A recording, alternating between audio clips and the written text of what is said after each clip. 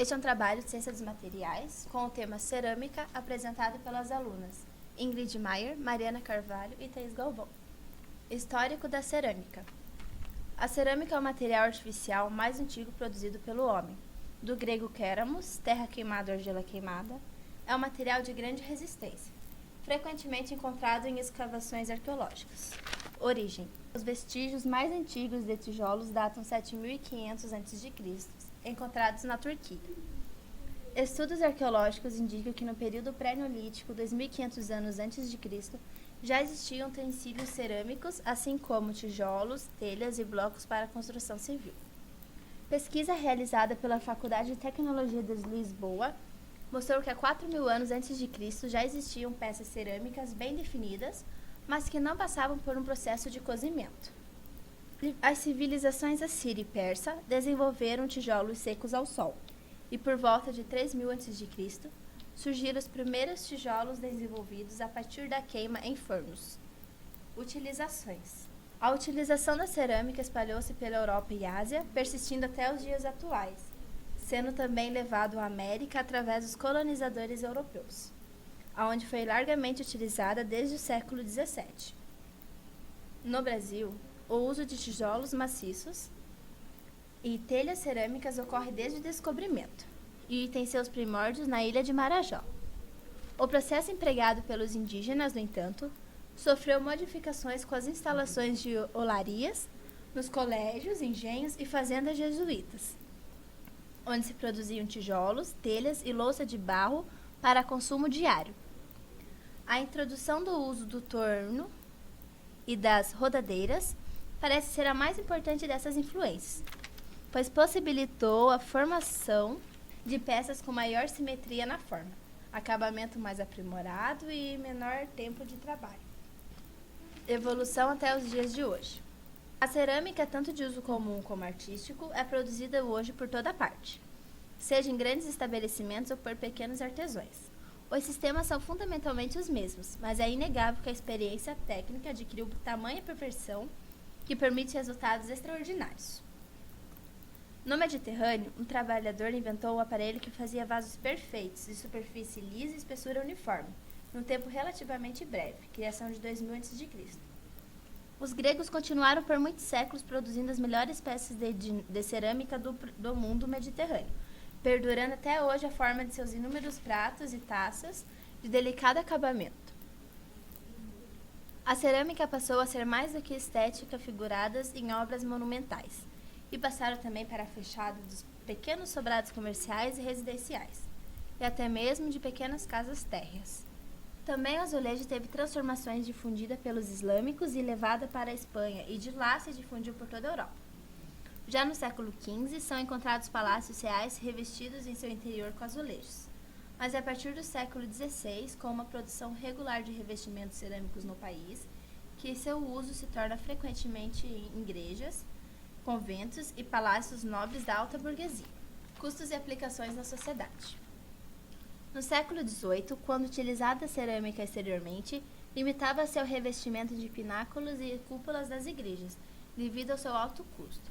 Marquês de Pombal de Portugal implanta um projeto de industrialização manufatureira no país, onde cria-se uma fábrica que simplifica os padrões dos azulejos existentes com o intuito de aumentar a produção.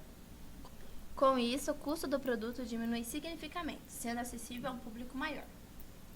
Nos dias atuais, o avanço da tecnologia para a simplificação dos processos de fabricação da cerâmica facilitou a queda significativa do custo dos produtos cerâmicos.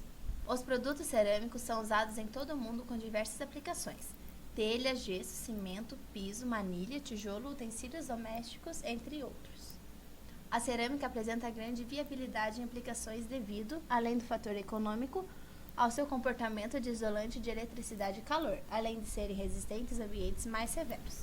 Ensaios que caracterizam o material têm como objetivo caracterizar o comportamento mecânico de cerâmicas. Flexão em 3 pontos. Engloba tanto a compressão quanto a tração. No ponto de carregamento, a superfície de cima da amostra é colocada num estado de compressão, enquanto que a superfície da base encontra-se em tração. A tensão é calculada a partir da espessura da amostra, do momento de flexão e do momento de inércia da secção reta. A tensão máxima ou tensão de fratura, usando esse teste de flexão, é conhecida como módulo de ruptura. A inclinação da região elástica é o módulo de elasticidade.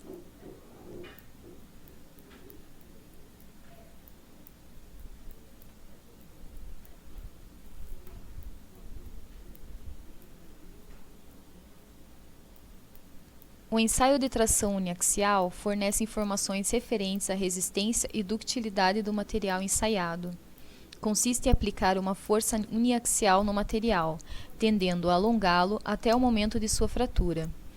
O corpo de prova é fixado pelas suas extremidades nas garras de fixação da máquina de tração, onde é submetido a um esforço. O ensaio termina quando o material se rompe.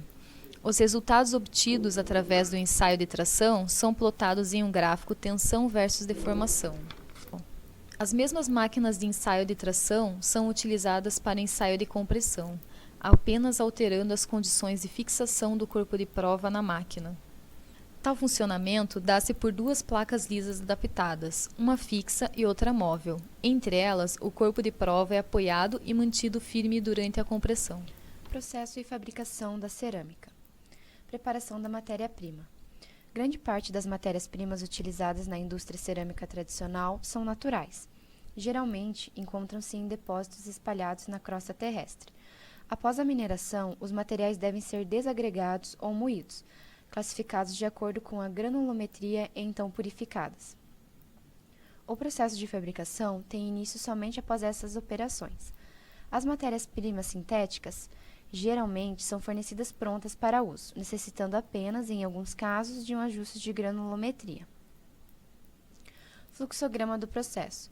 Primeiramente, a coleta da argila, preparação e mistura, extrusão, corte, secagem e, por último, a queima. Coleta da argila. A argila cerâmica utilizada pela olaria se encontra pronta para utilização no processo de fabricação e é coletada em uma jazida formada por sedimentação aluvial. A argila apresenta características variadas de acordo com a profundidade que se encontra, sendo notada a presença de matéria orgânica na parte superior. Após a coleta, a argila é então transportada até a olaria.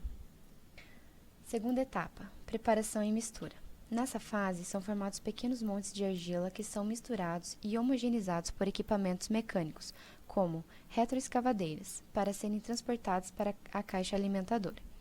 Posteriormente, a mistura é umedecida com água para facilitar a homogeneização, seguindo para o laminador. A mistura em forma de pasta é consistente e é transportada por meio de correia para a etapa de extrusão.